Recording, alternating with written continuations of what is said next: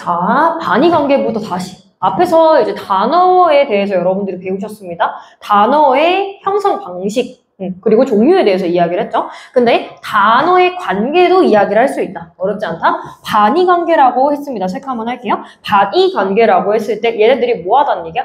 반대된다. 뜻이 반대되는 애들을 얘기하는 거야. 자, 그랬는데 반의어의 종류가 있다. 위에는 넘어갈게. 너무 쉬운데? 채워야 될까? 채울게. 자, 둘 이상의 단어의 서로 짝을 이루면서 뭐 하는, 반대하는 혹은 대비되는 뭐 이 정도의 내용이 들어갈 수가 있겠습니다. 자, 대비하는 관계를 얘기한다. 반의관계에 있는 단어들을 그냥 뭐라고 한다? 반의관계의 단어라고 하는 거예요. 반의관계.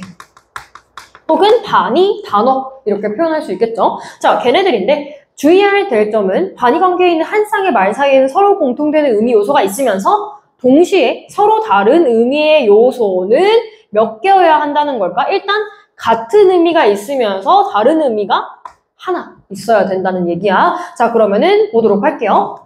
어떤 반의어가 있느냐. 자, 보도록 합시다. 자, 반의 관계에 있는 개념적인 영역을 상호 배타적인 두 구역으로 철저히 양분하는 단어쌍이라고 되어 있어. 거기에 대한 예시로 자, 참, 거짓, 합격, 불합격 이렇게 되어 있습니다. 근데 이거를 용어를 옛날 용어를 쓸 수도 있고 좀 근래에 생긴 용어를 같이 쓸 수도 있는데 교과서에서는 아마 네 그러네요. 좀 최근에 용어를 쓰고 있네요. 상부 반의어라고 얘기합니다. 서로 완전히 다른 친구들 있죠. 그래서 철저히 양분이라고 하는 것은 흑백 논리랑 비슷한 거야. 뭐 아니면 도야. 그래서 이거 아니면 이것이어야 돼. 참 아니면 거짓이지. 합격 아니면 불합격이야. 뭐가 없다는 얘기냐면 중도가 없어요. 가운데가 없고 양분하는 거야. 두 개로 나눠지는 애들을 뭐라고 해? 상부 반의어라고 합니다. 뭐 이름을 외운다라기보다는 얘 개념을 알고 계시면 되겠죠. 자, 그 다음에 두 번째, 정도나 등급에 있어가지고 대입되는 단어쌍이 있어. 얘는 정도나 등급이야. 그러니까 얘가 어느 정도 있느냐, 없느냐의 차이야. 보세요. 난이도야. 쉽다, 어렵다, 높다, 낮다. 정도성의 차이지. 그치? 그래서 등급 반의어야. 얘는 상부 반의어랑은 조금 다르죠. 보세요. 등급 반의어 같은 경우에는 정도성의 얘기이기 때문에 쉽다, 어렵다? 중간 난이도가 있어. 중도가 있다. 그 다음에 높다, 낮다. 중간. 그냥 적절한 층이 있는 거야. 그지? 그런 차이가 있습니다. 상부 반의어랑. 그 다음에 위치랑 관련되어 있어. 자, 맞선 방향을 전제로 해서 관계나 이동의 측면에서 대립을 이루는 단어쌍이 있습니다. 얘네들을 우리가 위치랑 연관되어 있다. 그래서 방향. 그대로 가시면 됩니다. 방향 반의어 이렇게 얘기를 합니다. 사실 이런 표현들을 우리가 뭉뚱그려서 반의어다라고 표현을 하는 거죠. 그래서 방향에 따른 거 위아래, 왼쪽, 오른쪽, 사다, 팔다도 될 수 있어. 파는 방향, 사는 방향인 거야. 그 다음에 부모, 자식, 스승, 제자, 뭐 상하관계도 뭐 들어갈 수 있겠네요.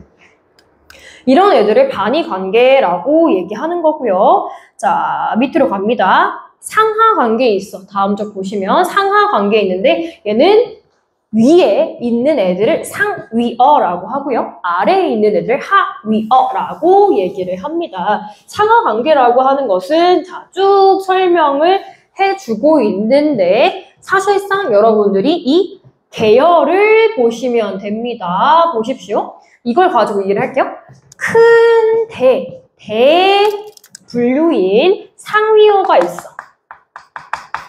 그치? 제일 맨 위에 있는 생물이야. 통과라는 표현이지. 생물이 있고 이 중에서 동물, 식물이 있지. 그리고 뭐 동물에 공룡하고 사람 더 있을 수도 있겠죠. 자, 초식 공룡 어쩌고 저쩌고. 그 다음에 육식 공룡 어쩌고 저쩌고. 이런 식으로 있어. 그치? 사람에는 뭐 더 이상 분류를 할 수는 있긴 하지. 뭐 흑인, 백인, 황인 이런 식으로 분류를 할 수 있는데 그런 애들을 이 계열에 있는 친구들을 우리가 뭐라고 하냐? 사실 여기서부터 우리가 하위어다 이야기를 할 수가 있어요. 근데 여기서 유의해야 될 점은 뭐냐면 이건 상대적인 개념이야. 보세요. 동물은 공룡한테 있어서는 어떤 어예요? 얘는 상위어야, 하위어야? 얘에 비해서. 얘에 비해서는 상위어야. 이해되지? 얘에 비해서는 하위어지. 그치? 근데 얘에 비했을 때는 얘는 상위인 거야. 오케이? 이런 상대적인 개념이라서 절대적인 개념은 아니더라. 이 정도로만 확인을 좀 해두시면 됩니다. 상하 관계라는 것이 있고요. 그 다음에 뒤에 부분 전체 관계라고 하는 것이 있어. 이거는 성질, 얘네들이 가지고 있는 속성에 대해서 얘기를 하는 거야. 전체라고 하는 부분이 있는데 그 중에서 일부. 자, 부분 전체 관계랑 한쪽의 의미가 다른 쪽 의미에 자, 무슨 요소가 되는 관계? 공통 요소. 공통적인 요소가 되는 관계. 그래서 부분을 나타내는 말을 부분어, 단순하게 가요. 부분어. 그 다음에 전체를 나타내는 애를 전체어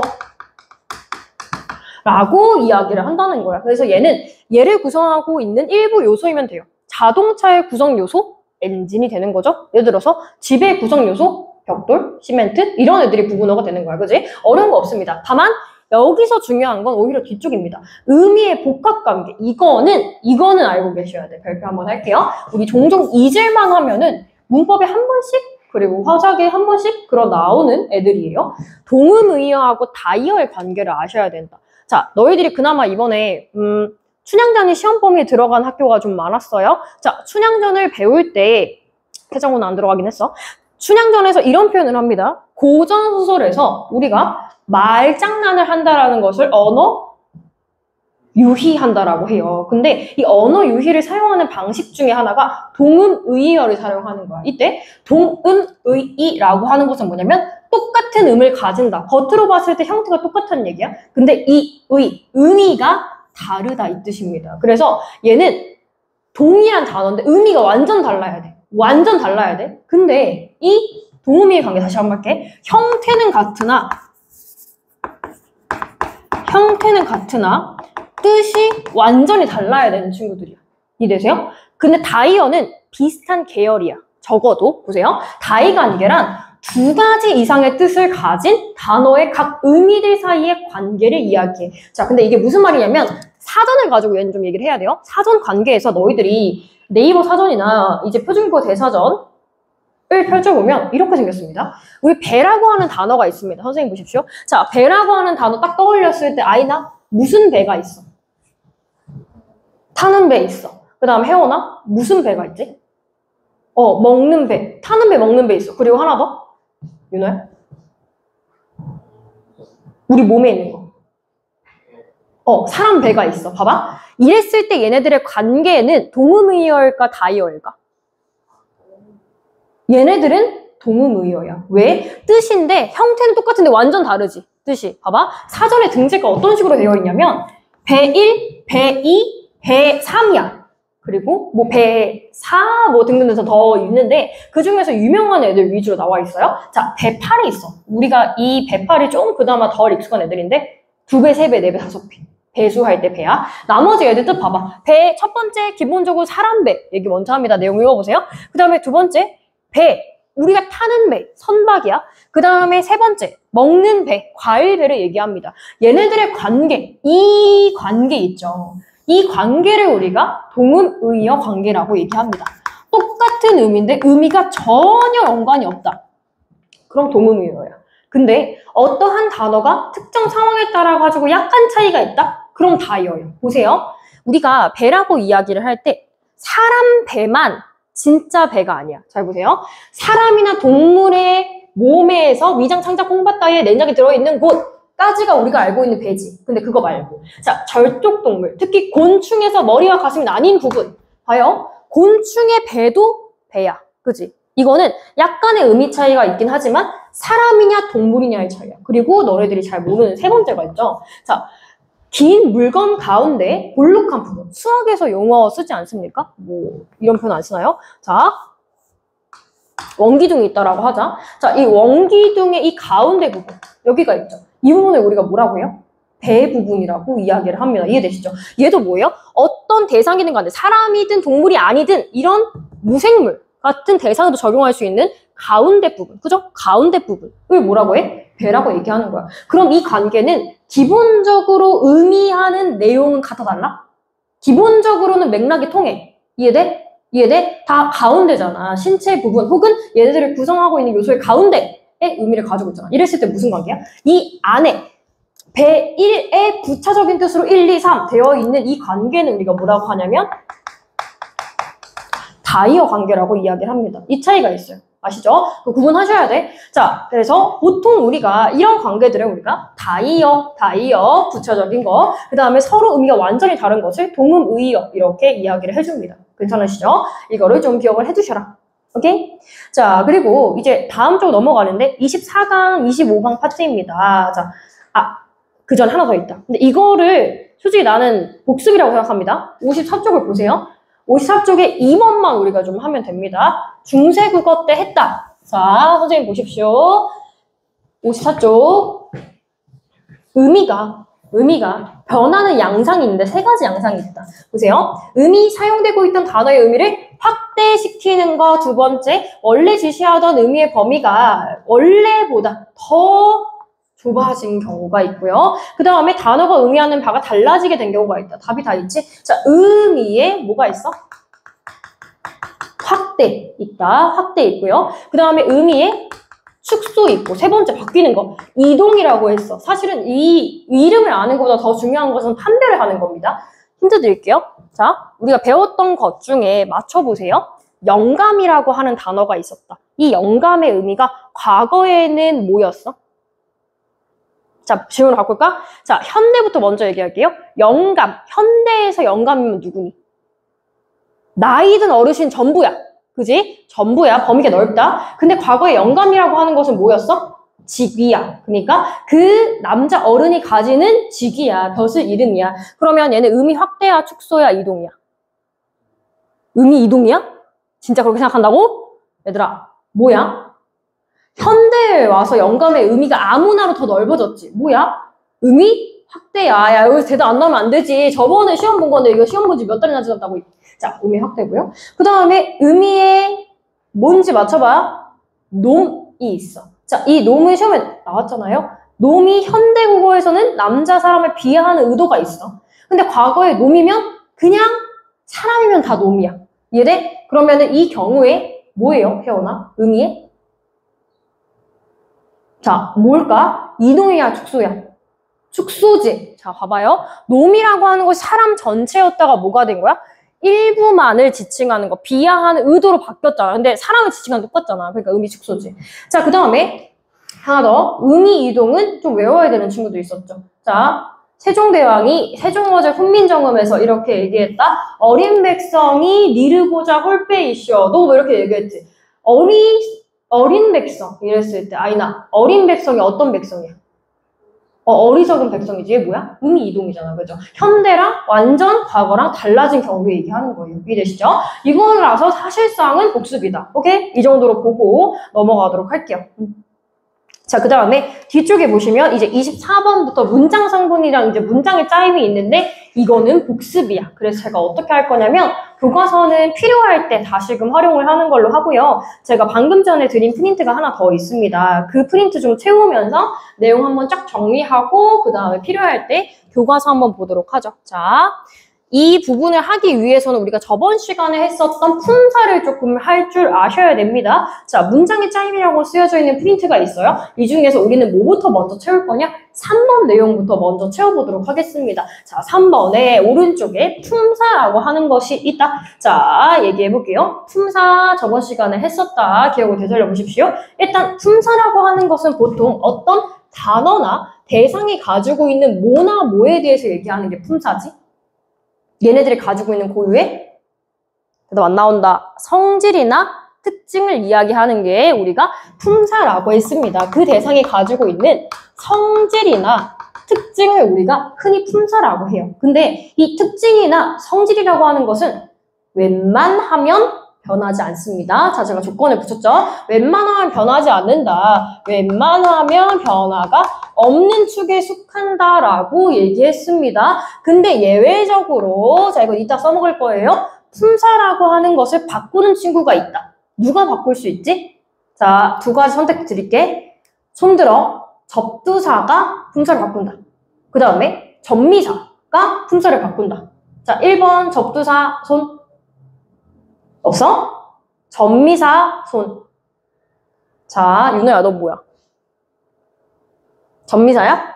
확실해? 전미사죠. 자, 품사를 바꾸는 것은 전미사입니다. 전미사가 뭐를 할 수 있다? 품사를 변화시킬 수 있다. 일단 이 말을 여러분들이 기억을 해두셔야지 덜 헷갈린다라고 얘기를 했습니다. 자, 여기서 제가 접사에 대한 설명이 혹시라도 필요할까요? 간단하게만 이야기를 하면, 자, 뭔데요? 자, 필요 없다고 얘기했지? 설명하세요. 어근 접사의 관계에서 쓰이는 게 접사죠. 접사가 뭐야, 그러면? 아는 거 맞아? 자, 아이나, 접사가 뭐야?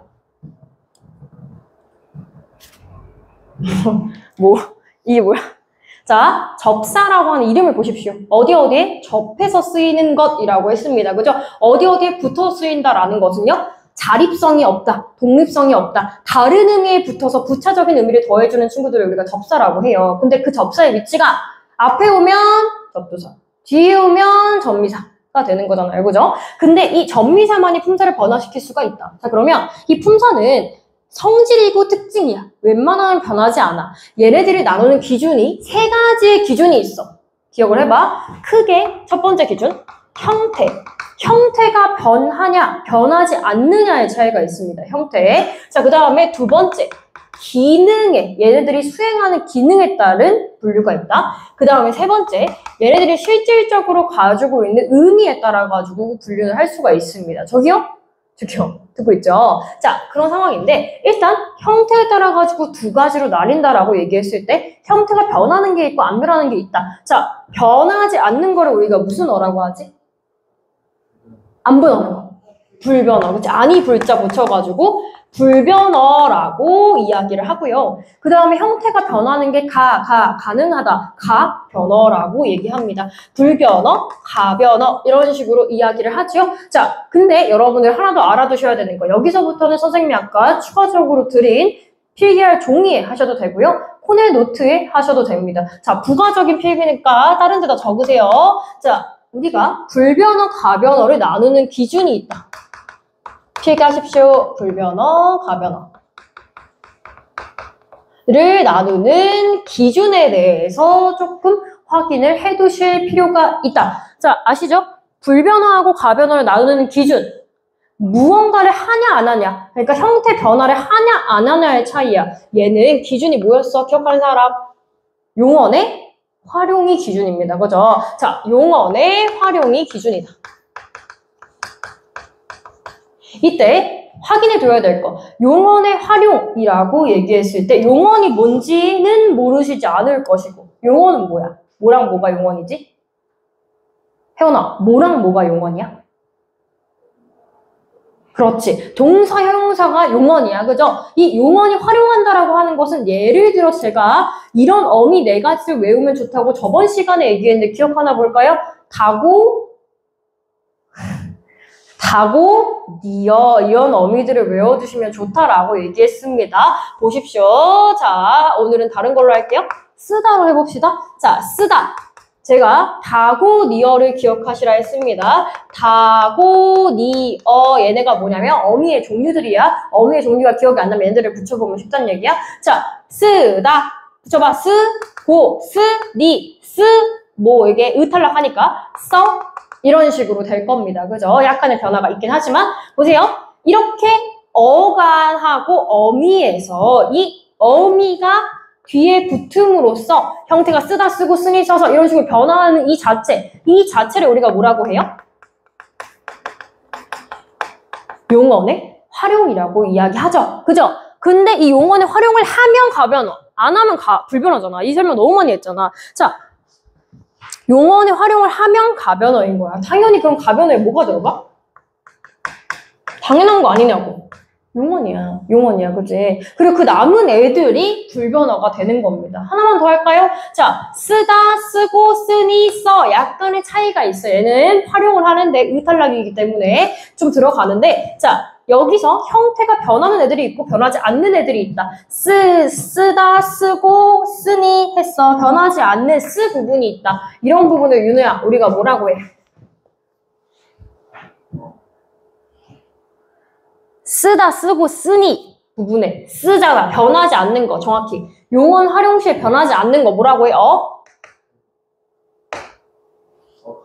그렇지. 자, 줄기 간자를 써가지고 어간이라고 얘기합니다. 그래서 얘는 말의 중심이 되는 친구들을 간.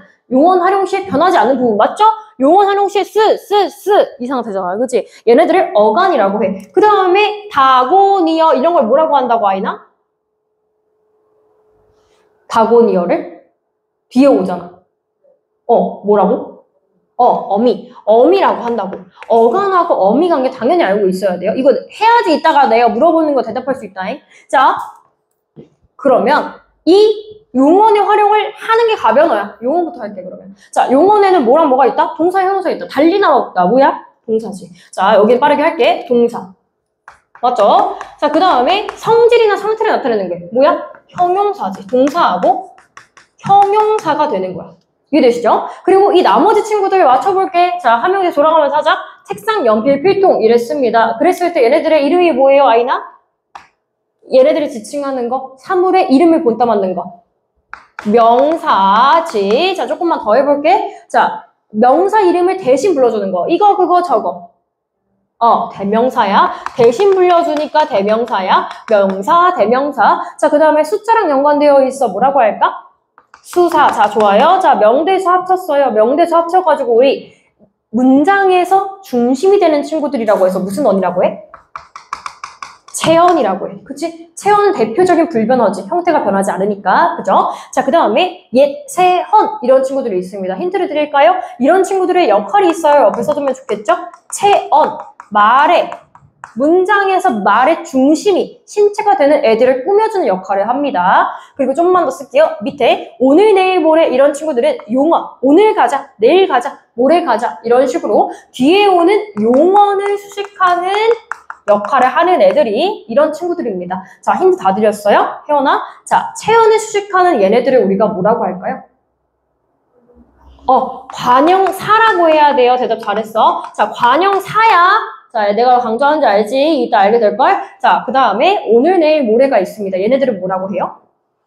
부사라고 하죠? 자, 어쨌든 관형사, 부사 얘네들이 하는 역할이 있어. 공통적으로 어떤 대상을 꾸며준다라고 하는 역할을 해줍니다. 그래서 얘네들의 이름은 수식언이라고 하죠. 수식해지는 친구들이라고 해서. 자, 그 다음에 너무 쉽다. 내가 할게요. 우와, 아이고, 아차. 이거 뭐예요? 느낌, 응답, 부름 이런 것들을 얘기할 때 쓰는 감탄사입니다. 그죠?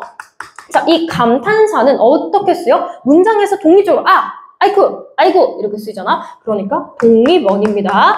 자, 그 다음에 이 친구 자, 이가 주격 땡땡 을을 목적격 땡땡입니다. 자, 얘네들은 문장과 문장 성분의 사이를 이어주는 역할을 하는 친구들이에요. 얘의 이름은 윤호야? 뭐라고요?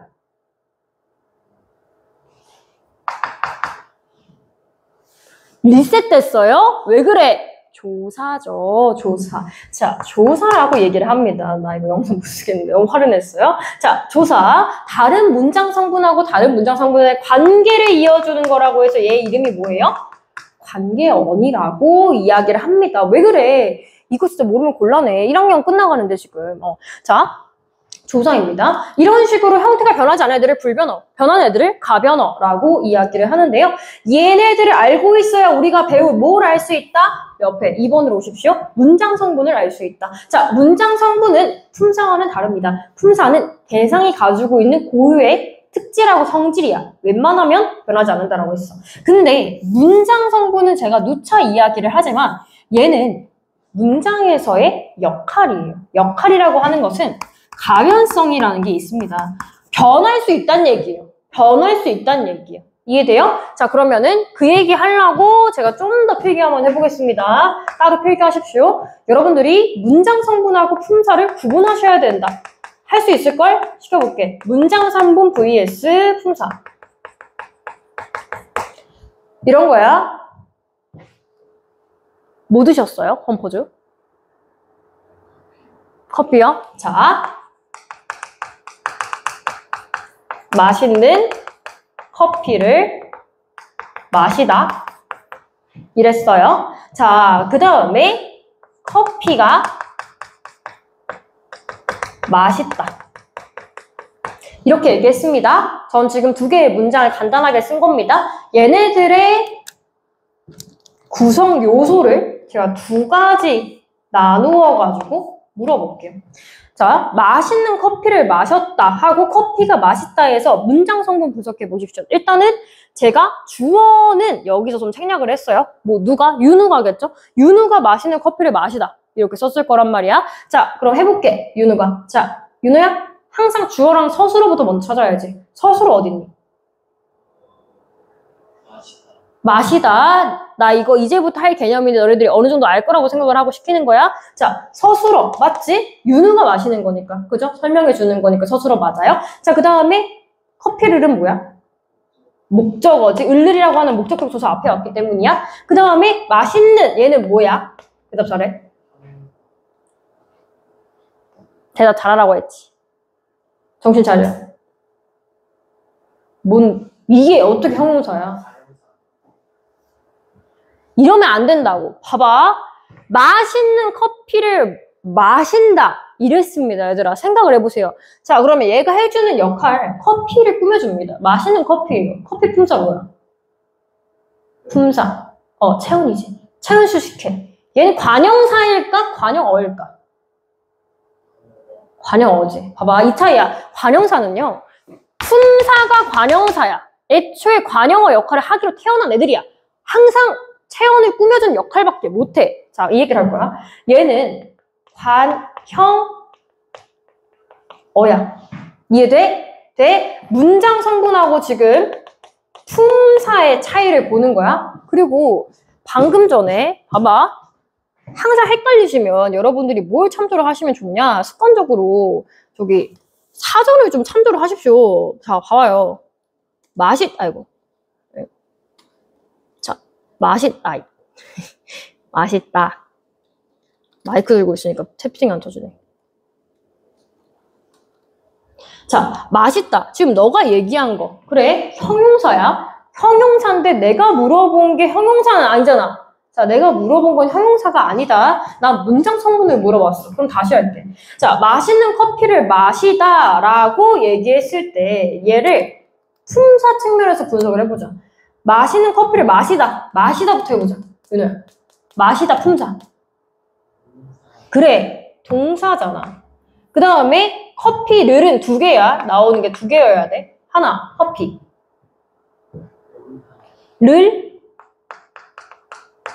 난 말을 해줬어, 아까. 조사지. 목적격 조사. 이렇게 두 개 나와야 돼. 얘네 명사하고 조사야. 근데 맛있는의 품사는 뭐야? 형용사지. 얘들아, 다르다. 이렇게 문장 성분은 이런 애들이 문장 성분이야. 근데 품사는 얘네가 다르다고. 고유의 성질이야. 가지고 있어. 그 다음에 커피가 맛있다 이랬어요. 자, 해볼게요. 현아. 선생님이 물어보는 거는 문장 성분이에요. 자, 커피가 맛있다 해서 주어 어딨나요? 커피가 주어야. 맛있다가 뭐야? 서술어야. 하나만 더 해볼게. 자, 그럼 하나만 더. 커피가 맛있다 해서 커피가의 품사는 뭐랑 뭐로 되어 있어?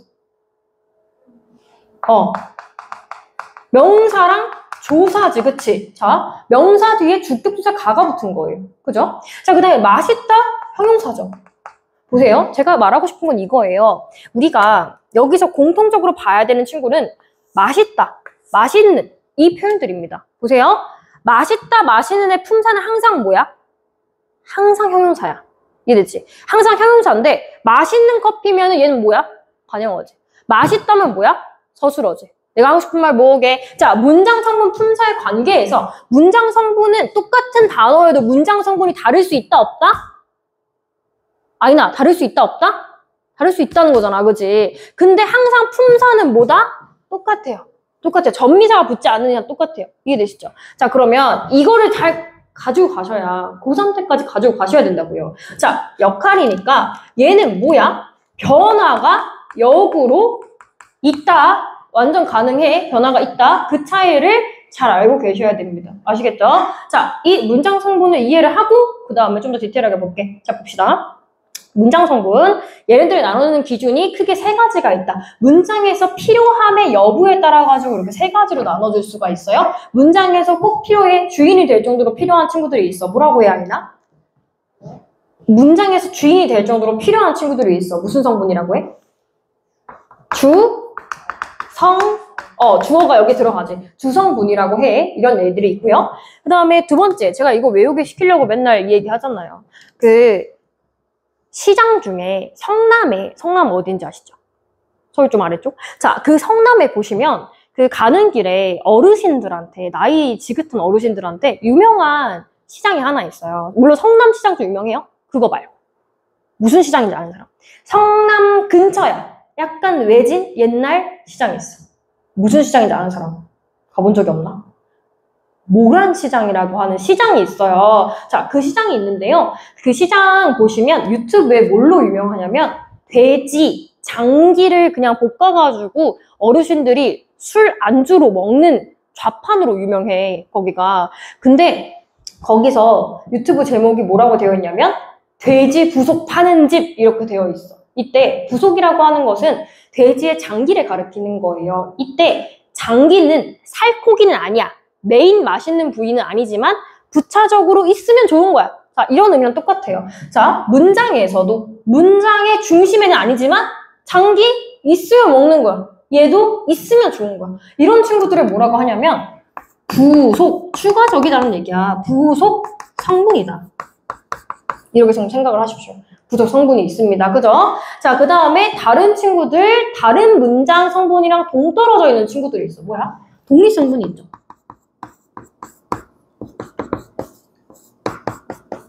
이해되세요? 독립성분이 있다. 자, 보시면은 주성분, 부속성분, 독립성분 있었을 때 주성분의 4가지가 있어서 올라갈게. 자, 여러분들이 정의를 가지고 맞추실 줄 아시면 좋겠죠? 자, 서술어 와서는 동작이나 상태, 주체, 중심이 되는 거, 혜원아 뭐라고 할까요? 주어라고 하겠죠. 주어입니다. 그죠? 당연히 있어야죠. 그죠? 자, 강아지가 간식을 먹는다 해서 뭐가 되는 거야? 강아지가 간식을 목적어 먹는다, 서술어 이렇게 되죠. 자, 주어가 있습니다. 이 주어를 만들어주는 방법에 대해서 이따 볼 거예요. 자, 이 주어를 만들기 위해서는 방법이 여러 가지인데 기본적으로 조사 중에 주어의 자격을 부여해주는 조사라고 해서 무슨 조사가 있어? 주격 조사가 있죠. 자, 주격, 주어의 자격. 자, 주격 조사 대답 잘해. 자, 윤호야? 주격조사 뭐 있어? 내가 그렇게 하면 나 했지 진짜로. 자, 은는이가라고 하면 틀리죠? 이러면 안 되죠? 자, 아이나 다시 대답해봐. 주격조사 뭐야? 이가야? 자, 그럼 왜 은는이가가 아니냐? 봐요. 안 돼, 이거 안 돼. 자, 주격조사 말고 걔네는 뭐라고 하냐면 보조사예요.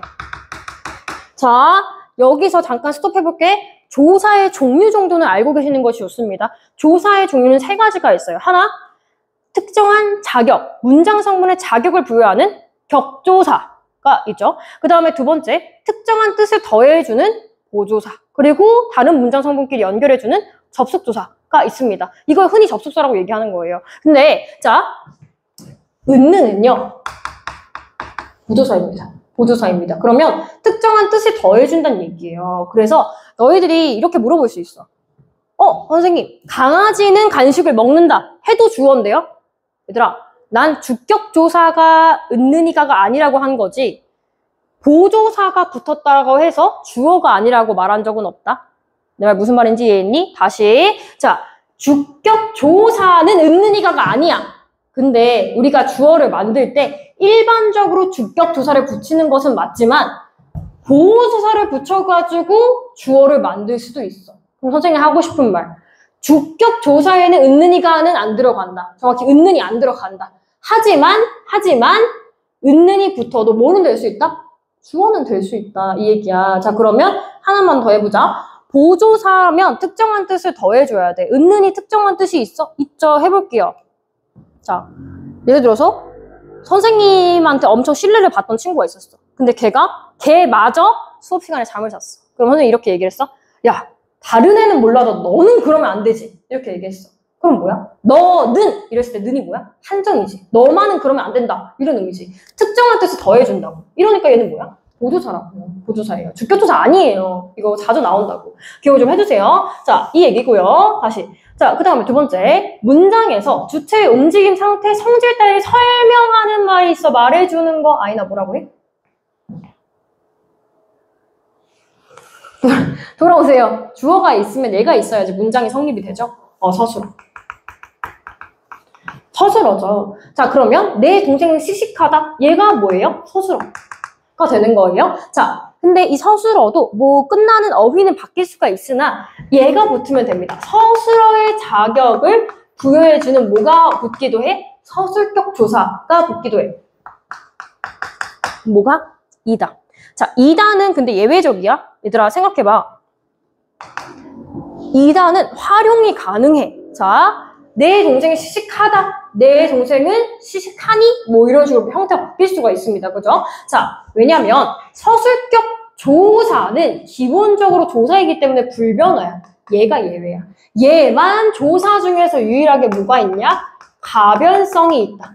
얘만 바뀐다라는 거야. 얘가 좀 예외적이야. 그래서 서술격 조사 이다가 있고요. 그 다음에 중요 문장에서 동작의 대상, 동작하는 거의 대상이 되는 거예요. 윤우야 뭐라고 해? 진심?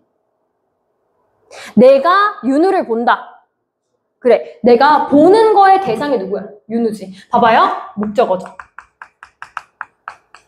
목적어라고 얘기를 한다. 자, 목적어는 목적격 조사가 있다. 이윤우. 자, 목적격 조사 뭐 있어?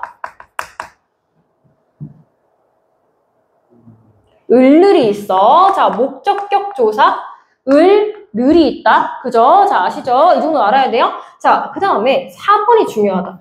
불완전한 곳을 보충해주는 말이 있다. 얘는 뭐라고 해요? 아잉? 보충해준다. 내 말에 답이 있다. 붙이면 돼.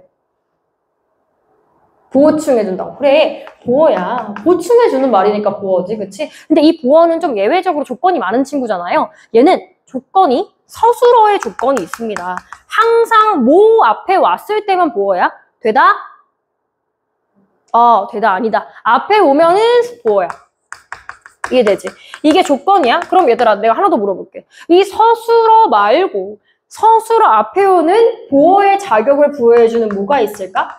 복격조사도 있다, 없다? 있습니다. 자, 복격조사 뭐 있을까요?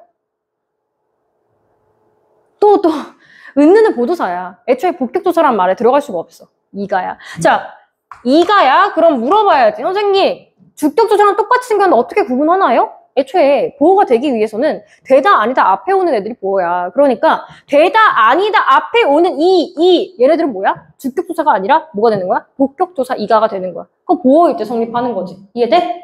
이해돼 안 돼? 되니? 자, 복격조사는 뒤에 아니다, 되다 이런 애들이 앞에 왔을 때 복격조사가 되는 거구나. 이렇게 생각을 해주시면 돼요. 됐나요? 자, 이게 지금 주성분이야. 그 다음에 여기 잘 봐. 5번, 6번이 있다. 부속적인 성분. 문장에서 부차적인 의미를 더해주는 친구들을 부속성분이라고 해. 대답하자. 자, 체언을 수식하는 구실을 하는 말이 있다. 윤우야, 얘네들을 뭐라고 해?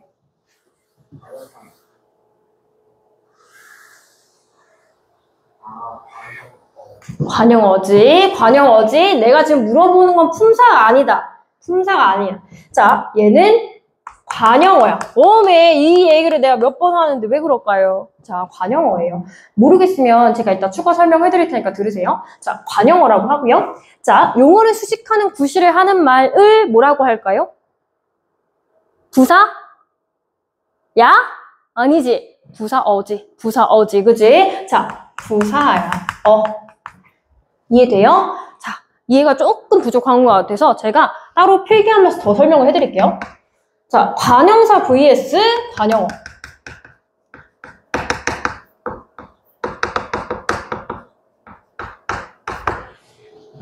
얘네들은 다릅니다. 선후관계가 달라요. 자, 봅시다.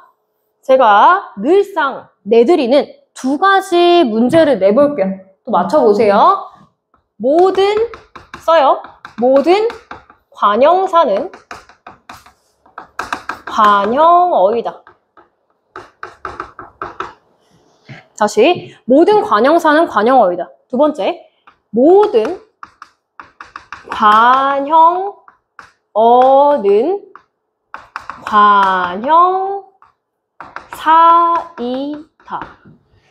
됐어. 모든 관형사는 관형어이다가 있고 모든 관형어는 관형사이다가 단어가 있습니다. 잘 생각해 보십시오. 손 들어봐. 첫 번째. 모든 관형사는 관형어이다. 맞다. 손. 맞다. 뭐야, 군중심리 말고. 진짜야?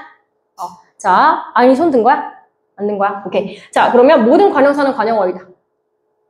가 아니다. 가 아닌 거지? 그지? 자, 그 다음에 모든 관형어는 관형사이다. 맞다. 손. 맞다. 오케이. 자, 그 다음에 모든 관형어는 관형사이다. 아니다. 아니다. 자, 잘 생각을 해봅시다. 모든 관형사는 관형어이다. 맞다, 아니다? 맞다. 맞다. 자, 그 다음에 모든 관형어는 관형사이다. 맞아? 겠니? 자, 봐봐요. 이 차이를 아셔야 돼.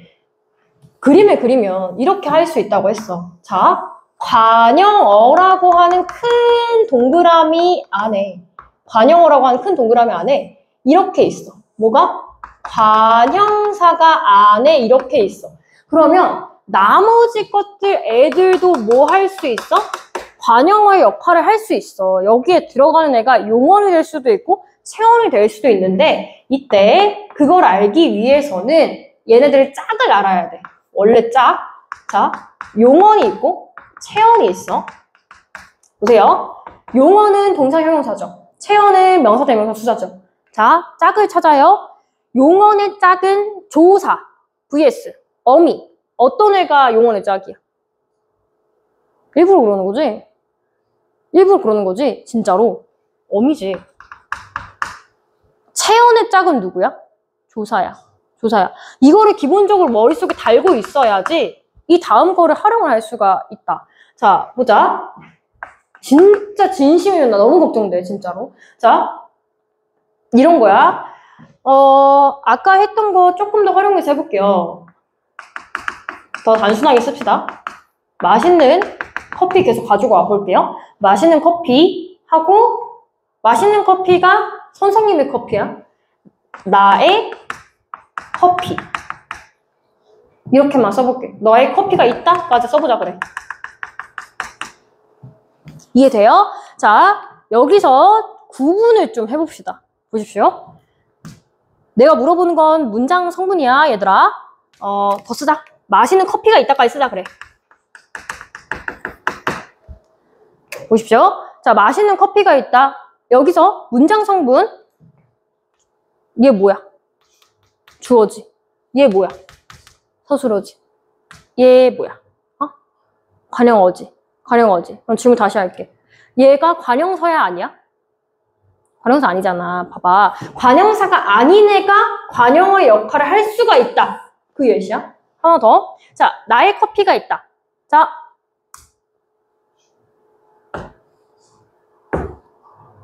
얘도 관형어야. 왜? 나의 커피지. 커피 꾸며주잖아. 그러니까 얘네 둘 다 관형어야. 근데 관형어인데 우리가 볼 거 그럼 얘네들의 가지고 있는 품사를 물어볼게요. 맛있는 커피. 아까 했잖아. 맛있다 뭐야? 형용사지. 얘들아 근데 이런 형용사가 있고 그 다음에 나의 커피는 뭘까? 정확히 나는 뭐야? 그래, 나잖아. 나는 대명사야. 그러면 체언이란 얘기야. 자, 얘는 용언이란 얘기야. 자, 용언이고 체언이야. 얘네들은 원래 관형사가 아니야. 근데 관형사인 것처럼 역할을 해주고 싶다. 그러면 도움 붙는 서포트 친구가 붙는다. 서포트 친구 누구? 용언 친구 누구라고요? 어미. 그지? 어미지. 체언 친구 누구라고요? 조사예요. 그럼 그 차이에 따라 붙는 거예요. 뒤에 뭐가 오냐? 용언이니까 얘는 뭐가 오겠어? 관형사가 아닌 것을 관형사인 것처럼 만들어주는 관형사의 역할을 수행하게 도와주는 관형사형 어미가 붙는 거예요. 플레임은 관형사형 전성어미라고 해요. 그 다음에 조사는 뭐가 붙어? 관형격 조사가 붙어가지고 만들어지는 거야. 얘는 체언이니까. 이해돼? 이해돼? 이 계열을 이해를 해야 돼. 그럼 여기서 하나만 더. 자, 관형사형 어미는 우리가 이미 외웠다. 뭐 할 때 외웠냐면 저번에 우리 1학기 때 시험 봤을 때 문법 했을 때 외웠어요. 시제 표현할 때 외웠어요. 자, 관형사형 어미에 뭐 있어? 그거 부사형 어미. 자, 는 아니면 뭐 은 될 수 있어.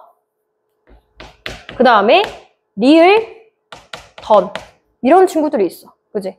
니은, 리을, 던 이런 애들이 있어. 그 다음에 관형조사 세상에 하나밖에 없으니까 외우라고 했지. 자, 내가 또 이게 또 한다. 중세국어에 관형조사 3가지 있어. 중세국어는 이거였던 거 기억하잖아. 그지? 이렇게 3가지 있잖아요. 그죠? 근데 이 중에서 우리는 현대국어에 있는 애는 얘밖에 없어. 관형조사 뭐 있다고요? 의 있다고. 그치? 얘는 외워놔야 돼. 이 관형사용 어미도 너무나도 외워놔야 돼. 이해돼? 자, 그러면 다시 맛있다라고 하는 뭐의 형용사, 즉 용언에 관형사용 어미가 붙어서 얘가 무슨 역할을 해야 되는 거야? 관형어 역할을 하게 된 거야. 그 다음에 나의 커피야. 그러면은 대명사 나에다가 관형조사 의가 붙어서 관형어 역할을 하게 된 거야. 이해돼? 돼? 자, 그럼 다시. 자, 모든 관형사는 관형어이다. 맞지? 얘는 원래 그냥 항상 관형어의 역할밖에 할 수밖에 없어. 관형사는. 근데 모든 관형어는 관형사이다. 아니야. 그럼 아닌데 왜 아닌지 설명을 해야 될 거 아니야. 자, 관형사만 있는 게 아니라 이 자리에, 선생님 아까 그랬던 이 그림에 이 자리에 아인이 하나, 윤호 하나 대답해 보세요. 자, 이 자리에 뭐가 들어가야 돼? 누구도 될 수 있어? 여기. 관형사가 다 아닌 다른 애가 관형어 역할을 할 수 있어. 누가? 뭔 소리야? 왜 그래? 채연이지. 용언이지. 이제까지 쎄빠지게 설명했잖아. 자, 채연이잖아요. 채연에 뭐 붙어서? 관형조사 붙어서. 용언에 뭐 붙어서? 관형사용 어미 붙어서. 이해돼? 얘들아, 내가 분도를 감출 수 없는 이유. 이 얘기를 내가 약 3주째 하고 있는데 못 알아들으면 곤란해. 알지? 곤란해, 진짜. 자, 그래서 이 관형어하고 관형사의 차이가 있다는 거야. 다시 한번 정리할게요. 관형어는 문장 성분에서의 역할이기 때문에 바뀔 수가 있어요. 근데 관형사와 같은 것은 품사이기 때문에 변하지 않아요. 웬만하면. 전미사 붙지 않는 이상. 그리고 그러면 이 관형어에는 관형사만 있냐? 아니에요. 용언이나 채언도 관형어의 역할을 할 수가 있어요. 자, 혜원아, 그럼 용어는 관형어가 되기 위해서는 누구의 도움을 받아야 될까요? 어미의 도움을 받아야 돼요. 그러면 채어는 아이나 뭐의 도움을 받아야 돼요? 무슨 조사? 그러니까 관형어가 되기 위해서는 무슨 격? 관형격 조사. 이게 너네가 이름이 안 붙어서 그래. 관형사형 어미. 어미는 사형이야.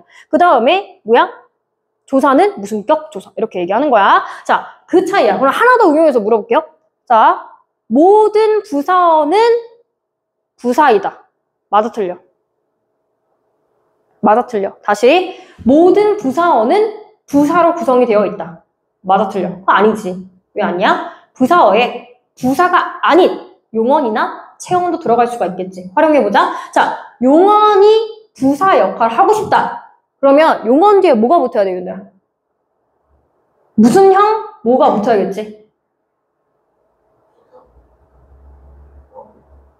일단 그게 구분이 안 되세요? 용언 친구가 어미라고요. 채언 친구 조사라고요. 용언 친구 어미야.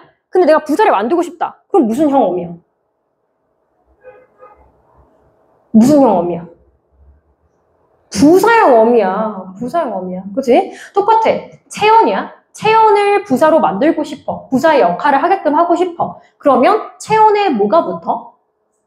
부사격 조사야. 얘들아, 이 개념이 어려운 게 아닌데 이거를 정확히 이해를 하고 있어야지 나중에 헷갈리지 않아. 제발, 제발. 자, 다시. 용언의 친구 누구? 용언 친구 어미야, 조사야? 어미. 자, 채언의 친구 누구야? 조사야. 그치? 그래서 무슨 격? 조사. 무슨 형? 어미. 이렇게 이야기를 하는 거야? 되지? 되지? 진짜 되지? 넘어갈게. 자, 그 다음에 마지막 독립성분이 있었어. 독립성분에는 뭐가 들어가? 당연히 독립어가 들어가. 혼자 쓸 수 있는 친구가 들어가겠죠? 독립어. 야, 너 어디 가니? 이런 애들의 야가 되는 거죠. 얘는 감탄사가 그대로 독립어가 된 예시인 거예요. 되시죠? 되시죠? 자, 이 얘기 딱 정리했고요. 그 다음에 이제 그럼 이렇게 문장 성분으로 구성되어 있는 문장에 짜임할 건데 그 전에 교과서 보면서 복습 한번 하고 넘어갈게요. 자, 교과서 다시 보시면 여기서 이제 58쪽에 보시면 문장 성분에 해당하는 개념을 알기 위한 기본 개념들이 언급이 되어 있다. 걔네들은 선생님 앞에서 언급을 안 했기 때문에 조금 다시 보고 넘어갈게요. 자, 58조 어절, 구, 이, 절 뭐 이런 애들이 나와 있어요. 네, 거기에요. 자, 일단 어절은 아시겠지요? 오늘 정규 수업할 때도 나왔어요. 음운하고 음절하고 어절의 차이를 설명하라고 나왔어요. 그죠? 자, 이 어절이라고 하는 것은 뭐랑 연관이 되어 있을까요? 응? 띄어쓰기랑 연관이 되어 있어요. 얘는 띄어쓰기를 하는 덩어리, 그 덩어리를 어절이라고 해요. 이거랑 구분해야 될 것은 음절이죠. 음절이 어절은 아니에요. 음절은 글자 수니까, 그죠? 자, 그래서 얘네들을 어절이라고 하고요. 그리고 구라고 하는 것과 절이라고 하는 것이 있어. 이건 영어에서도 얘기하는 개념이잖아, 얘들아. 자, 구는요, 주술 관계가 없는 친구들을 구라고 해요. 이때 주술 관계가 모르면 안 돼요. 주술이 뭐야? 주어랑 서술어. 그래서 주술 관계. 얘들 주어 서술어의 관계가 없는 애들이 구야. 그러면 구는 아무리 길어도 주어 서술어 관계가 있으면 안 돼. 걔네들이 성립해서는 안 된다는 얘기야. 자, 구란 둘 이상의 단어가 모여서 절, 이따 할 거야. 절이나 문장 성분의 일부를 이루는 친구들을 우리가 뭐라고 해요? 구라고 얘기합니다. 근데 밑에 종류가 있는데 굳이 채우진 않을게요. 명사구, 동사구, 형용사구, 관형사구, 부사구. 당연히 뭐의 구실? 명사, 동사, 형용사의 구실을 한다. 이렇게 쓰면 돼요. 보세요. 예시를 볼게. 굴은 이런 거야. 저 학생이 반장이야 라고 했어. 얘들아, 얘가 구인 이유는 주어하고 서술어의 관계가 없기 때문이야. 저 학생에서 주어 어딨어? 뭐 따지면 학생이 주어인가? 그럼 서술어는 어딨어? 서술어가 저야?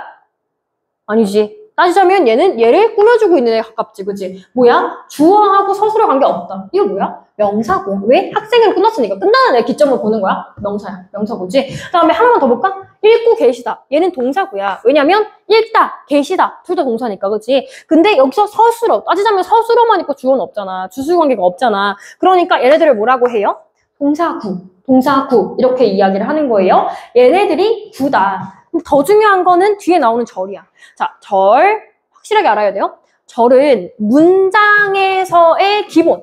문장은 기본적으로 이 절의 구성을 띠고 있긴 합니다. 자, 절이라고 하는 것은 역으로 구랑 다르게 무슨 관계가 있어야 돼? 주술 관계가 좀 있어줘야 되는 친구들이야. 주어, 서술어 관계가 있어줘야 된다. 되시죠? 자, 근데 다만 한계가 있다면 이 주술 관계를 맺고 있는 애들이 문장, 독립적인 문장 이룬다기보다는 보통 문장에서의 또 다른 문장 성분의 역할을 수행하고 있을 때 우리가 흔히 절이라고 이야기를 해줍니다. 자, 절이란 뭐하고 주어하고 서술어가 있으나 그것을 독립하여 쓰이지 못하고 다른 문장의 한 성분으로서 쓰였을 때 절이라고 이야기를 해줍니다. 그죠? 자, 그래서 뒤에 보시면 이런 애들이야. 자, 사실 이 절의 종류 안 할게요. 왜냐면 뒤에 문장의 짜임할 때 할 거거든요. 아는 문장의 종류는 얘네들의 절의 여부에 따라가지고 달라지는 거죠. 자, 절이 구랑 다른 점, 절이 문장이랑 다른 점을 좀 확인하고 넘어갈게요. 절이 구랑 다른 거 얘기했잖아. 주술관계의 여부에 따라 다르다. 자, 모두 둘 이상의 뭐가 일단은 모두 둘 이상의 단어, 내용이, 성분이 모여가지고 만들어진다는 공통점이 있어. 그지? 근데 절은 구와 다르게 주어랑 서술어의 관계가 있어. 그러면 절이야. 근데 구는 주어랑 서술어의 관계가 없다. 자, 그 다음에 절이 문장과 다른 점. 절은 주어하고 서술어의 관계가 있어. 다만 얘가 문장으로서 독립적으로 존재하는 것이 아니라 다른 문장 성분의 역할, 문장 성분으로서 들어가 있어. 그래서 그 자체로 독립하여 쓰이지는 못하고 절은 더 큰 문장 속에서 하나의 문장 성분처럼 쓰이는 친구들을 우리가 이야기합니다. 뭐라고요? 절이라고 얘기합니다. 그럼 판단해 볼게요. 밑에. 자, 보세요. 민영이는 유진이가 겨울을 좋아한다는 것을 예전부터 짐작하고 있었다라고 했습니다. 쉬운 거부터 할까요? 이 문장 전체에 어절 몇 개야? 세봐. 몇 개? 10개예요? 왜 마음대로 세요? 자, 민영이는 유진이가 겨울을 좋아한다는 것을 예전부터 짐작하고 있었다. 하나, 둘, 셋, 넷, 하나, 둘, 셋, 넷. 8개죠. 보세요. 띄어쓰기가 기준이 아닙니다. 띄어쓰기의 개수가 기준이 아니란 얘기야. 띄어쓰기의 기준으로 해서 나눠지는 개수가 어절이야. 그럼 몇 어절이야, 지금?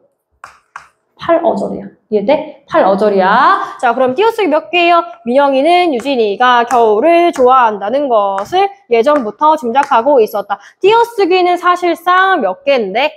7개죠. 7개죠. 그죠? 덩어리는 8개지만. 자, 그리고 유진이가 겨울을 좋아한다는 구야, 절이야, 문장이야? 잘 생각해봐. 문장? 잘 생각해봐. 만약에 얘가 문장이 되려면 다른 거 다 빼고 유진이가 겨울을 좋아한다 라고 독립적으로 있으면 문장이야. 근데 얘는 좋아한다는 것을 이랬잖아. 그치? 것이라고 하는 의존 명사를 수식하는 관형절로 들어가 있습니다. 그래서 얘는 관형절이에요. 내 말 이해되세요? 왜 절인지는 아시죠? 주어랑 서술어가 있으니까. 근데 얘가 독립적으로 쓰이진 않았고 다른 문장 성분을 꾸며주는 역할을 하니까 관형절이 되는 거야. 오케이? 그 다음에 예전부터 짐작하고 있었다. 얘는 뭘까? 절이야, 구야, 문장이야? 문장이야? 그럼 문장이면 주어 서술어 있어야 돼. 예전부터 짐작하고 있었다. 문장 돼? 봐봐. 짐작하고 있었다는 서술어야. 그치? 예전부터는 부사어인데? 생략되어 있지. 자, 민영이가 짐작하고 있는 거야. 근데 우리가 지칭한 대상은 여기야. 여기는 뭐야? 무슨 구야? 있었다? 짐작하고 있었다? 동사구 아닙니까? 짐작하고 있었잖아. 근데 얘가 주어 서술어 관계는 없고 짐작하고 있었다 라고 하는 동사만 들어있잖아. 그래서 동사구가 되는 거야. 이해돼? 그래서 주술관계 여부에 따라서 그리고 문장 성분이 아닌 여부에 따라서 뭐 절하고 문장 나뉘는 거고 구절은 주술관계 여부에 따라서 나뉘는 거고. 이해되세요? 그 차이야. 그 다음에 문장 성분부터 쭉 나와 있어. 근데 제가 이거를 프린트로 다 설명을 했어요. 그래서 넘어갈 거예요. 넘어가는데 이 중에서 우리가 봐야 될 거는 여기 플러스 있죠. 거기만 좀 보도록 할게요. 이거를 내가 설명하려고 앞에서 이 설명 열심히 했어요. 이제 적용을 해봅시다. 자, 주어 만들기. 만드는 방법이 있어요. 자, 기본적으로 문장에서 주어나 목적어의 역할을 수행할 수 있는 친구는 체언입니다. 체언이 원래 그래요. 자, 근데 체언에 당연히 주격 조사가 붙으면 주어야 아니야?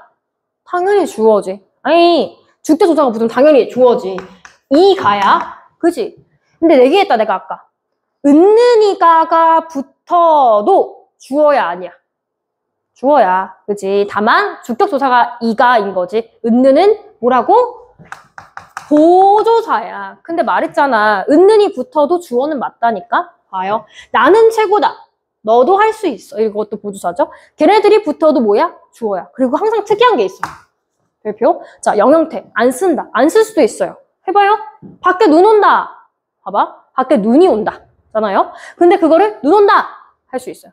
너 밥 먹었어? 너는 밥 먹었어? 인 거지. 근데 그걸 생략할 수 있다는 얘기예요. 이해되세요? 이런 애들이 주어야. 그리고 주어의 특징, 주어는 다른 문장보다 생략이 너무 잘 돼. 그래서 너네가 이렇게 오해할 때가 있는데 어떤 걸 오해하냐면 주어는 선생님이 주성분이라고 했는데 생략해도 되나요? 네.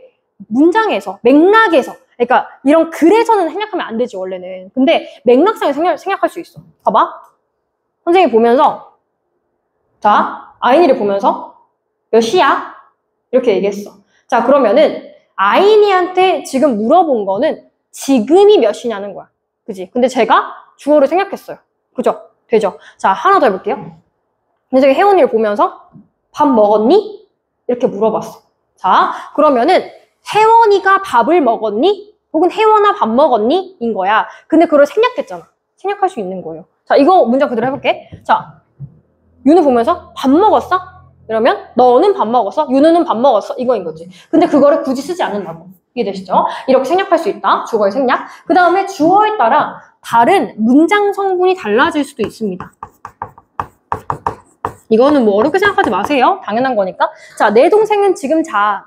그 다음에 할아버지께서는 지금 주무셔. 주어가 높임의 대상이 아니면 종결 표현이 그냥 자 해체가 되는 거고요. 그 다음에 할아버지께서는 지금 주무셔. 특수한 어휘를 써가지고 주무시다 라고 하는 주체 높임에 사용되는 특수 어휘를 쓰는 거잖아. 이해되시죠? 그런 문장 성분의 표현들이 달라지기도 한다. 이 얘기야. 자, 이런 게 주어의 특징이야. 넘어갈게.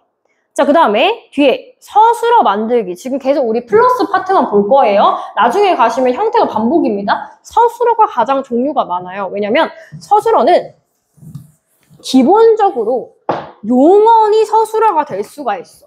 동사랑 형용사가 원래 서술어 역할을 하잖아. 볼게. 시간이 흐른다. 밤이 깊었다. 흐르다. 깊다. 다 동사, 형용사 이런 애들이잖아. 원래가 얘네들 기본이에요. 그리고 이게 있어. 체연에 서술교조사 이다가 붙으면은 서술어가 될 수 있어. 자, 우리는 학생이다. 이렇게 얘기했을 때 명사라고 하는 학생에다가 이다라고 하는 서술격 조사가 붙어서 학생이다가 뭐가 된 거야? 서술어의 역할을 하게 된 거야. 그러니까 이런 경우에 이제 우리가 서술어를 만든다라고 얘기를 하고요. 나머지 있는 이 친구들은 사실상 용언이에요. 보십시오. 밤이 깊었는데 국어가 이렇게 재미있는 줄 향상됨을 느꼈다. 여기서 물어볼 수가 있어. 너네가 선생님 이거 서술어가 아니라 뭐 얘는 서술어라고 볼 수 있겠다. 근데 얘는 관용어. 얘는 향상됨을 느낀다. 명사절 아닌가요? 물어볼 수 있어. 목적어 아닌가요? 물어볼 수 있어. 근데 원래 문장을 생각해보세요. 나는 국어가 재미있는 줄 몰랐다. 나는 몰랐다. 국어가 재미있다. 라고 하는 문장이 안에 들어가 있는 거지. 말 이해되니? 자, 재미있는 줄이라고 했어. 그러면 재미있는 줄이라고 하는 얘가 의존명사야. 의존명사를 앞에 수식해주고 있다. 얘는 무슨 절일까? 명사를 수식한다. 체형을 수식한다. 무슨 절이야? 관형절이지. 자, 관형절이야. 근데 관형절인데 관형절도 결국은 절이잖아. 원래 있는 문장 성분이 있잖아. 얘는 원래 주어야. 이해되지? 얘는 원래 서술어야. 얘는 원래 부사어야. 돼? 돼? 그러면 그런 측면에서 연결어미지만 원래 문장은 국어가 이렇게 재미있다 라고 하는 서술어이기 때문에 이렇게 연결형이어도 원래는 얘 원래를 따졌을 때는 얘가 뭐야? 서술어의 역할이야. 똑같아. 자, 나는 느낀다. 성적이 점점 향상됨을 느낀다. 그럼 원래 문장은 성적이 점점 향상되다 아니야? 그치? 주어고 서술어야. 이 부분이 무슨 역할을 한다는 거야? 서술어의 역할을 한다는 얘기야. 그런 점에서 이야기를 하는 거야. 자, 그 다음에 서술절. 당연히 서술절도 서술어 역할을 하지. 자, 문장에서의 종류가 있습니다. 주어, 주어, 서술어. 주어, 주어, 서술어의 형태를 우리가 서술절이라고 하는데 여기서 이 전체에서 주주서, 이 파트, 이 절 자체가 서술어의 역할을 한다. 눈이 크다. 그치? 나에 대해 설명을 주는 거니까. 이거 서술어야. 전체의 역할을 하는 이런 식으로 만들 수가 있고요. 그리고 서술어의 특징. 이다, 서술교조사 이다 생략할 수 있어. 가능하지. 우리는 열공하는 학생들이다. 근데 들까지만 해도 돼. 그 다음에 요원에서 전미사 하다를 생략하기도 해. 수험생들이 밤새도록 열심히 공부하다인 건데 생략할 수 있다는 얘기야. 그 다음에 2개 이상의 뭘로 용언으로 이루어져 있는 단어들이 있어. 보십시오. 자, 내 피자를 형들이 다 먹어버렸다. 자, 이거는 이번 시험범위예요. 태장고 제외하고. 자, 태장고는 이미 시험을 봤어요. 이게 한글 맞춤법 이야기할 때 나오는 본용언, 보조용언 관계예요. 자, 먹어버리다라고 했을 때 여기서 본용언이 먹어야 버리다야. 먹다 아니야? 내가 말하고 싶은 건 먹다야. 먹고고 버려서 먹어서 이게 아니잖아. 이게 아니잖아. 이거는 본용언이랑 똑같이 쓰겠지만 맥락상 먹어서 버렸다가 아니라 먹어버렸다, 이미 끝났다라고 하는 그런 의미, 부차적인 의미만을 더해준다. 이랬을 때 얘를 보조용언이라고 하는데 원래 이런 본용언, 보조용언 관계는 띄워줘야 돼. 근데 여기서 하고 싶은 말은 이 본용언, 보조용언 관계 2개 이상의 용언으로 이루어질 때도 있다. 뭐가? 서술어가. 그 얘기야. 자, 그 다음에 뒤에서는 계속 반복이야. 자, 근데 반복하기 앞서서 너무 중요한 거 뒤에 별표 한번 할게. 개념국 별표. 자, 개념국의 별표 한번 하시고요. 서술어의 자릿수라고 하는 것이 있다. 이거는 모의고사 시험 문제 플러스 학교 시험 문제에서 종종 등장하는 친구입니다. 얘는 별표 한번 해두시고 내용을 보셔야 합니다. 서술어의 자릿수는요. 서술어가 요구하는 문장 성분의 개수를 서술어의 자릿수라고 해. 근데 기본적으로 서술어의 자릿수의 시작 숫자는 1이야. 최소 하나는 요구한다. 문장이야, 문장. 서술어는 누구랑 친구야? 누가 있어야 돼, 앞에? 문장이야, 문장. 주어가 있어야지. 그지? 기본적으로는 다 한 자리 서술에서 시작을 한다. 다 주어를 요구를 해요. 자, 그래서 나는 멋지다. 그래서 멋지다가 요구하는 거. 멋지다. 누가? 아이니가 했어. 자, 그럼 주어가 필요하지. 주어와만 연결된다라고 해서 얘네들이 무슨 서술어라고 하냐? 문장 성분이 요구하는 개수가 하나야. 한 자리 서술어야. 이해돼? 한 자리 서술어야. 그 다음에 두 번째. 꿈은 보석과 같다. 같다? 보석과 같다. 뭐가? 꿈은. 봐봐. 얘는 꿈은 같다 하면 더 돼? 안 돼? 안 되지. 얘가 특이해.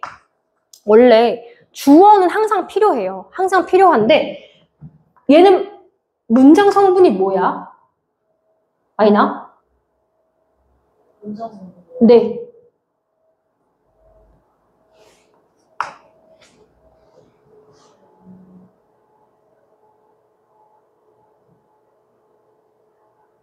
고민할 일이야? 영어를 수식하지. 부사어지. 부사어지. 자, 부사어야? 그러면 얘는 뭐라고 하냐면 필수적 부사어를 요구하고 있습니다. 얘가 없으면 안 돼요. 뭐랑 같은지 알아야 될 거 아니야. 자, 그럼 얘는 몇 자리 서술어야, 윤우야?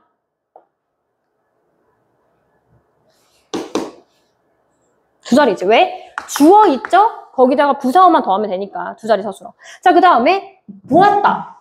누가? 혜정이가 보았다. 누구를? 민호를. 그럼 얘는 뭘 요구해? 목적어를 요구하는 애야. 자, 목적어를 요구하는 친구니까 몇 자리 서술어? 두 자리 서술어야. 이해되지? 그 다음에 되었다. 얘들아 보세요. 되었다. 혜정이가 되었다. 뭐가? 선생님이 되었다. 그러면 얘는 혜원아 뭐를 추가적으로 요구해? 주어인 혜정이가 말고? 그렇지. 되다 아니다 앞에 오는 보어를 요구하는 거야. 그렇지? 그러니까 몇 자리 서술어야? 두 자리 서술어야. 두 자리 서술어. 그리고 시험에 잘 나오는 친구 마지막이에요. 보세요. 많은 걸 요구하는 친구가 있다. 자, 용기를 주셨다. 선생님은 주셨다. 뭐를? 용기를 주셨구나. 선생님은 용기를 주셨다. 누구한테? 우리한테. 자, 봐봐요. 우리에게 라고 하는 애까지 요구해. 그럼 얘는 세 자리야. 필수적 부사어인 우리에게 요구하죠. 용기를 주셨다라고 했어요. 주셨다라고 하는 서술어가 모두 요구해요. 목적어도 요구해요. 몇 자리? 세 자리. 되시죠? 잘 나와요, 문제? 되시죠? 서술어. 넘어갈게요. 자, 목적어부터는 선생님이 딱 마지막으로 한번 싹 보고 넘길게요. 자, 목적격 조사 뭐 있다고요? 을을 있으면 똑같아요. 만드는 방법이 주어랑 똑같습니다. 목적격 조사 붙거나 보조사 붙거나 안 붙거나 주어랑 만드는 방법이 똑같아요. 안 볼게요. 자, 목적어의 특징. 자, 주어랑 마찬가지야. 목적어도 뭐 할 수 있어? 생략할 수 있어. 자, 봐. 너 밥 먹었어? 물어봤어. 그러면 난 먹었지? 밥을. 그지? 생략할 수 있다고. 그죠? 얘도 생략될 수 있습니다. 그 얘기고요. 그 다음에 한 문장 안에 목적어가 두 개일 수도 있어. 이거를 너네들이 흔히 비문, 잘못된 문장이라고 착각을 하는데 그렇지 않습니다. 이렇게 쓸 수 있어요. 나는 마카롱을 10개를 먹었다. 돼요. 엄마가 아기를 손을 잡았다. 돼요. 그 다음에 오늘 스터디 카페에서 공부를 14시간을 했다. 돼요. 돼요. 연속할 수 있다는 얘기입니다. 이런 표현들을 잘 안 쓰긴 하는데 사실은 아기의 손이야. 그치? 이게 좀 자연스럽긴 하지. 근데 이렇게 써도 문제는 없어. 뭐에 관계일 때? 소유하다. 그리고 아기의 손. 뭐 따지면 아기가 어머니의 소유니까 그렇게 볼 수 있는 거죠. 자, 그 다음에 의미상 부사와 같아 보여도 이런 게 있어. 목적격 조사가 붙으면 일단은 목적어로 보는 경우 경향성이 있다. 자, 무슨 말이냐면 하식인 학교를 간다. 하식인 학교에 간다. 되죠? 부사어로 바꿀 수 있는데 만약에 문장에서 학교를 간다라고 하는 목적격 조사로 표현이 되어 있으면 뭘로 보겠다? 목적으로 보겠다 이 얘기예요. 이해되시죠? 이런 얘기고요. 자, 그 다음에 중요한 거 넘어간다. 보어 있어요. 자, 보어도 똑같아. 안 붙게 복격조사 이가 보조사 붙거나 안 붙거나 똑같이 만들면 돼요. 근데 보어의 특징은 있어. 얘는 사실상 항상 몇 자리 서술어일까? 보어가 나왔다는 건 서술어가 최소 두 자리 서술어야. 그치? 주어가 있고 보어가 있는데 이때 되다 아니다는 보어가 있어야지 의미가 되거든. 그치? 나는 선생님이 아니다. 나는 아니다. 뭐가? 나는 되다. 뭐가? 항상 있어야 되기 때문에 걔네들은 두 자리 서술어예요. 자, 보어는 기본적으로 그래서 어떤 형태를 가지냐? 주어, 보어, 서술어의 구성을 가지고 있습니다. 이 특징이 있어요. 주어, 보어, 서술어. 자, 그 다음에 두 번째, 의미상 부사와 같아 보여도 뭐가 붙어서? 부사격 조사가 붙어서 자, 뭐뭐 앞에 자, 미안해. 복격조사. 복격조사가 붙어서 되다, 아니다, 앞에 있다면은 보어야. 물이 얼음이 되었다. 물이 얼음으로 되었다. 얼음으로 바꿀 수 있지만 되었다 앞에 있으면 뭘로 본다? 보어로 본다는 얘기야. 얼음이 되다. 그리고 나에게 설명 이제 간단하게 해도 알아듣겠지? 자, 관용어 만들기가 있어. 얘들아, 관용어에 관용사는 당연히 들어가지? 보이니? 관용사는 당연히 들어가지? 그치? 근데 체연에는 뭐가 와야 된다고요? 관용격 조사, 의가 온다고요. 용언에는 뭐가 온다고요? 관용사용 어미가 온다고요. 은는 리을 던이 온다고요. 자, 그리고 이거 어려워. 네 번째, 아무것도 안 올 수도 있어. 그냥 도움 안 받고도 올 수 있어, 가끔. 자, 봅시다. 관용사는 대표적인 관용사가 종류가 세 가지야. 수관용사, 지시관용사, 그리고 오늘 뭐 얘기하는지? 성상관용사가 있습니다. 자, 성상관용사는 성질이나 상태를 나타내는 거야. 옛, 새, 헌 이런 친구들이야. 그 다음에 지시관용사, 이, 그, 저, 이것 할 때 이 책, 그 책, 저 책 할 수 있어. 그 다음에 수관용사는 수랑 연관되어 있는 친구들이야. 얘네들이 관용사면 항상 관용어 역할을 해. 근데 빵의 부스러기, 먹은 빵. 물어볼게. 빵의 품사 뭐야? 아이나. 명사죠. 체온이죠. 근데 얘가 빵이 부스러기를 꾸며주고 싶어. 관용어 역할을 하고 싶어. 누구의 도움을 받아야 돼? 관용격 조사의 도움을 받아야 돼. 체온이니까, 명사니까. 그 다음에 먹을 빵 이랬어. 빵이라고 하는 애가 있어. 얘가 명사잖아. 명사 꾸며주는 애가 관용어가 필요해. 근데 먹다가 있다. 자, 혜원아, 먹다의 품사 뭐예요? 품사? 동사지. 용언이지. 용언이니까 얘는 누구의 도움을 받아야 돼? 관용사형 어미의 도움을 받아야 돼. 그래서 먹을 안 보여. 먹을이야, 은이야? 먹은이지? 자, 먹은 빵 해가지고 은이 들어가 있잖아. 얘가 관용사형 어미란 말이죠. 그죠? 오케이? 이런 애들이고요. 빵 부스러기. 이렇게 할 수도 있어. 부스러기, 체온, 명사 수식하지? 빵 자체가 그냥 관용어가 된 거야. 이런 경우도 가능하다. 자, 관용어의 특징. 자, 관용어는 혼자 쓸 수 있게 없게 없습니다. 근데 이게 너무 당연한 얘기 같은데 비교를 해서 알아놔야 되는데요. 혼자 쓰일 수 없어. 근데 부사는 혼자 쓰일 수 있다? 해봐. 오늘 네 친구 2명과 3명아? 두는 수관용사인데요. 두 이렇게 대답할 수 없습니다. 명사가 무조건 뒤에 있어야 돼요. 근데 자, 부사는 가능해. 오늘 네 친구 많이 와? 적게 와? 많이. 얘는 돼. 부사어는 혼자 쓸 수 있다는 얘기. 야, 알겠지? 자, 그리고 관용어는 부속성분인데 반드시 필요할 때 있어. 내가 이 설명도 아까 미리 했지롱. 자, 봐봐. 명사 중에 앞에 있는 애가 수식이 꼭 필요해. 혼자 쓸 수 없는 친구 있어. 이런 애들을 무슨 명사라고 해? 꼭 필요하다고. 의존명사라고 한다고 했지. 의존명사는 당연히 수식어가 필요해. 봐봐. 화장을 한 채 잠들면 안 돼. 화장을 채 잠들면 안 돼. 안 되죠. 한 채라고 하는 관용어의 수식이 필요합니다. 자, 밑에도 먹을 만큼 먹어라. 만큼 먹어라. 얼만큼? 먹을 만큼. 그죠? 관용어의 수식이 필요한 의존명사들은 꼭 관용어를 요구를 하더라라고 하는 관용어의 특징이 있습니다. 넘어갈게요. 자, 뒤에 부사어도 마찬가지입니다. 이제 사실 관용어는 똑같이 만들면 되는 거예요. 부사는 당연히 그대로 부사어가 됩니다. 그리고 체연 뒤에는 뭐가 와야 돼? 부사로 만들고 싶으면? 무슨 조사? 부사격 조사. 그 다음에 용언 뒤에는 부사로 만들고 싶으면 뭐가 와야 돼? 부사형 어미가 와야 돼. 그치? 그대로 가시면 돼. 근데 제가 관용격 조사는 외우라고 해도 부사격 조사는 외우라고 하지 않습니다. 너무 많아요. 너무 많아요. 맥락에 따라서 판단을 하시면 돼요. 자, 부사형 어미도 그래도 알아두는 게 좋긴 해. 얘는 3가지 정도 있는데 보통 이렇게 2개 많이 써요. 개나 도로. 개나 도로. 해봐. 그곳에는 꽃들이 아름답게 피려 있었다. 자, 아름답게, 아름답다라고 하는 형용사에다가 부사형 어미가 붙어가지고 부사어가 된 거야. 그지? 자, 그 다음에 이거는 뭐 이제 의존명사, 관용어처럼 되어 있는데 말하는 대로 이루어진다. 얘가 대로가 의존명사야. 어떻게 해야 돼? 말하는 대로 해서 했어. 그러면 얘가 뭐야? 이 자체가 또 관용어 역할을 해. 그런 경우야. 그래서 관용어를 만들 수도 있어요.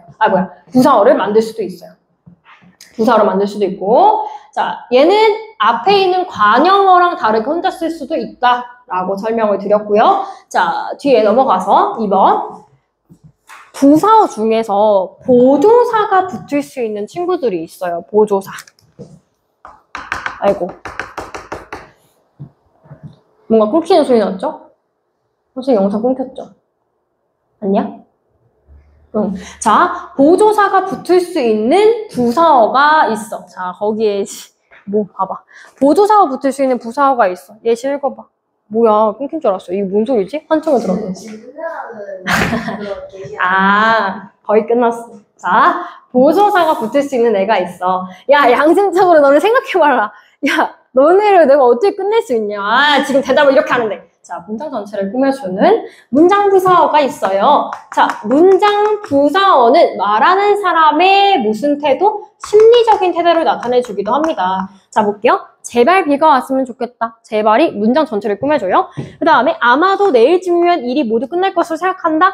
전체를 꾸며주죠. 그죠? 이 전체를 꾸며주는 친구들 문장 부사어 이렇게 얘기합니다. 자, 부사어는 아까 이야기했듯이 세 자리 서술어일 때 필요할 때가 있어. 반드시 필요해. 그런 부사어를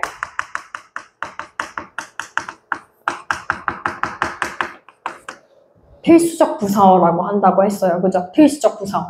자, 나는 그와 다르다. 주어, 서술어, 서술어에 필요한 거? 나는 그와 다르다. 그라고 하는 필수적 부사어를 요구를 하죠.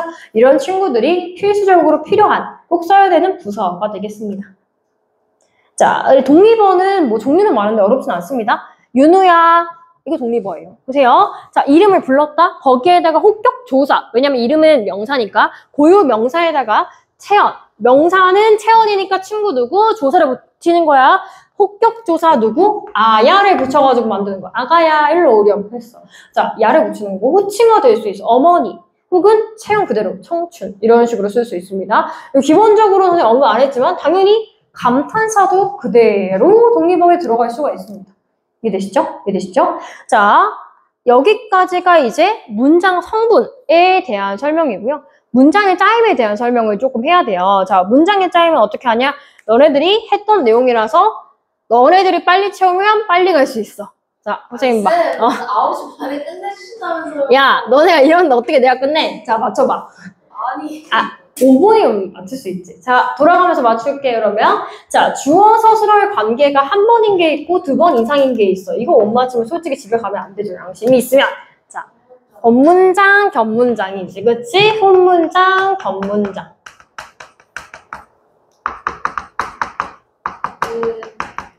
장난해? 자, 겹문장의 종류가 있어. 2개. 그대로 주어, 서술어 이어진 문장이 있어요. 근데 이어진 문장의 관계가 서로 동등할 때 무슨 이어진 문장이야? 매일에 대등하게 이어진 문장. 대등. 그 다음에 종속적으로 이어진 문장이 있어. 서로 간의 관계가 종속적으로 이어진 문장. 종속적으로 이어진 문장. 관계가 종속일 때. 그러면 얘네들의 관계는 어떻게 알 수 있냐? 절 단위로 끊어서 봤을 때 앞뒤를 바꿨을 때 어색하면 종속, 괜찮으면 대등. 선생님 보십시오. 산은 높고 문을 맑다. 봄이 오면 꽃이 핀다. 바꿔봐. 물은 맑고 산은 높다. 의미 차이 없죠. 대등이란 뜻이에요. 그 다음에 봄이 오면 좀 꽃이 핀다. 꽃이 피면 봄이 온다. 낭만적이긴 하지만 과학적으로 생각해 봤을 때 꽃이 핀다라고 하는 행위가 기후의 변화를 가져오는 것은 아니죠. 그쵸? 선후 관계가 명확해. 봄이 와야지만 꽃이 피는 거야. 조건이야. 그러니까 얘는 종속적으로 이어진 문장입니다. 그죠? 그 다음에 이어진 문장에 추가적인 종류가 있다면 이런 게 있다는 거야. 얘는 종류가 있는데 읽어보시면 내용 이해가 되거든요. 간단하게 여러분들이 읽어만 봐주세요. 종속적으로 이어진 문장하고 대등하게 이어진 문장. 여기가 종속이야. 종속적으로 이어진 문장. 그 다음에 대등하게 이어진 문장. 얘네들을 한번 읽어보십시오. 그리고 중요한 하이라이트는 문장의 짜임에서 아는 문장이야. 아는 문장 자체의 의미는 어떠한 문장이 다른 문장을 안고 있는 형태야. 그래서 따지면 주어, 서술어가 이렇게 있어. 그 안에 주어, 서술어. 따지면 주주서서의 형태로 되어 있어요. 그죠? 근데 얘가 안고 있는 문장의 절의 종류에 따라서 나뉜다라고 해서 아까 절 할 때. 자, 명사절을 가진 않은 문장이 있어. 그치? 자, 명사절을 가진 않은 문장을 만들기 위해서는 당연히 뭐가 붙어야 되냐? 명사형 전성어미가 붙어야 돼. 외워야 돼. 여기 있는 거는. 자, 명사형 어미 뭐 있어? 미음, 기 이런 애들이 있어. 걔네들이 붙으면 명사절이 되는 거야. 그래서 이런 명사절을 아는 문장이고 얘는 주어나 목적어의 역할을 합니다. 보시면 우리는 네가 합격하기를 바란다 라고 했을 때 네가 합격하다라고 하는 주어 서술어 관계가 목적어의 역할을 하고 있습니다. 그죠? 그리고 뭘로 끝나? 기라고 하는 명사형 어미로 끝나. 얘는 뭐야? 절이야. 명사절이야. 근데 주어 서술어가 관계가 주서 두 번이지. 그러니까 무슨 문장이야? 아는 문장이 되는 거야. 그지? 명사절을 아는 문장. 그 다음에 우리 아까 열심히 외웠다? 관형절을 가진 아는 문장이 있고요. 자, 얘는 당연히 관형 사용 어미 있어. 외워놔야 돼. 은는, 리을, 던. 이런 친구들이 붙으면 관형 사용 어미야. 그래서 얘가 무슨 절이야? 관형절을 아는 문장이야. 관형어 역할을 하지. 자, 이것은 내가 읽던 책이다. 자, 이것은 책이다. 주어 서술어. 내가 읽다. 주어 서술어 있지. 근데 읽던 책이야. 책이라고 하는 것을 이 절이 꾸며준다고. 그러니까 얘는 무슨 절이야? 관형절이지. 책이 명사니까, 체언이니까 관형절이야. 근데 뭘로 끝났어? 던으로 끝났지. 관형사용이 덤이 붙어가지고 관형절이 된 거야. 자, 그 다음에 부사절. 자, 부사절을 가진 아는 문장이 있어. 부사절을 가진 아는 문장은 부사형 어미. 이게 도록 같은 애들이 있어. 이, 개, 도록. 보통 개, 도록만 많이 쓰긴 해. 걔네들이 붙은 무슨 절, 부사절을 아는 문장이 있어요. 얘도 봅시다. 그들은 노래했다. 주어, 서술어, 목이 쉬다. 얘네가 안에 들어있죠? 일단 두 번의 절이 있으니까 견문장이야. 근데 안고 있으니까 아는 문장이야. 뭘 안고 있냐? 목이 쉬도록 노래하다. 노래하다라고 하는 동사 꾸며주죠. 용언 수식하죠? 얘 뭐란 얘기일까요? 부사절이란 얘기가 되는 거예요. 부사 역할을 하는 그런 얘기고요. 그 다음에 밑에 보십시오. 자. 두 개는 쉽잖아요. 아까 특이한 형태를 가지고 있는 거. 주주서, 윤우야. 이게 무슨 절이야? 주주서. 주어, 서술어의 형태를 가지고 있는 거. 서술절. 서술절을 가진 아는 문장이 있어. 얘는 절 전체가 서술어의 기능을 하는 서술절을 가진 아는 문장을 이야기를 합니다. 그래서 주주서의 형태를 가지고 있다. 주주서. 그래서 민수와 키가 크다. 주주서인데 얘 자체가 이 주어에 대한 설명을 해주는 서술어 역할을 하고 있다고요. 그래서 서술절을 가진 아는 문장 이렇게 볼 수 있는 거고요. 마지막은 쉽잖아요. 인용절. 다른 사람의 말을 가지고 오는 것을 인용절이라고 하죠. 자, 인용절을 가진 아는 문장은 말 그대로 인용절이야. 근데 이거는 구분해야 돼. 인용절은 다른 사람의 말을 따옴표 있어. 따옴표 있고 거기에다가 뒤에 라고라고 하는 애가 붙어가지고 만들어지는 거 뭐라고 할까? 직접 인용이라고 해. 다른 사람의 말을 가지고 오는 거. 직접 인용. 그 다음에 친구는 날씨가 좋다. 고 말했어. 따옴표 없고 뒤에 고가 붙었을 때 뭐라고 할까? 간접 인용이라고 이야기를 합니다.